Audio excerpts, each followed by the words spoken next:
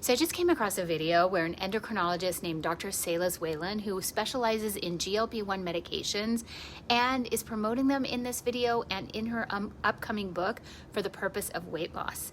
She made a bold claim about their safety that I thought was very misleading. Here's what she said.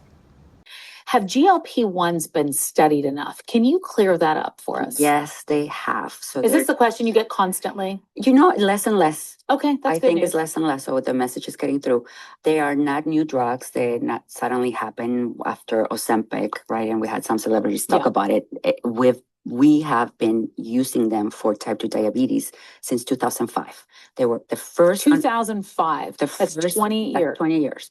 Clinically available, but studied, it goes even in the 1980s, 1990s, right? So we have data since the early 1980s when it was first discovered. But clinically, we have 20 years of clinical experience and data of this medication being safe. I mean, that's real. Those are real numbers. There's a lot of things that haven't been tested that much, would you say?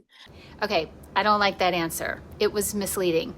She made it sound like we have 20 years of data to prove the safety of GLP-1s for weight loss, and that is simply not true. So here are the facts.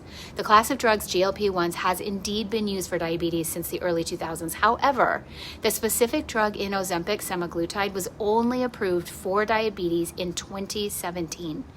Its use for weight loss is even more recent. A higher dose version of semaglutide called Wegovy was only approved for weight loss in 2021. So while the medication works similarly, the dosage and the population it's used for are very different. Using a medication for diabetes is not the same as using a higher dose of that medication for weight loss, especially in people who don't have diabetes. The simple truth is we don't have 20 years of data on the long-term safety of these higher doses of GLP-1 that are being used for the purpose of weight loss.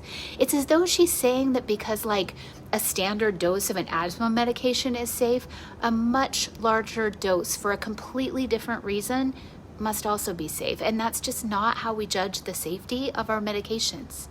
Also, I wonder how she can vouch so confidently for the safety of GLP-1s for weight loss without mentioning the known and serious risks associated with them, because we know they have side effects and risks including nausea, vomiting, gastroparesis, pancreatitis, and gallbladder issues. Once again, very misleading in my opinion. As we seek solutions for our health, we deserve the full picture. I would have trusted Dr. Salas-Whalen more if she would have said that while these medications might show promise, their use for weight loss is relatively new and it's important to be aware of the possible risks. I'm curious, what do you think of her answer?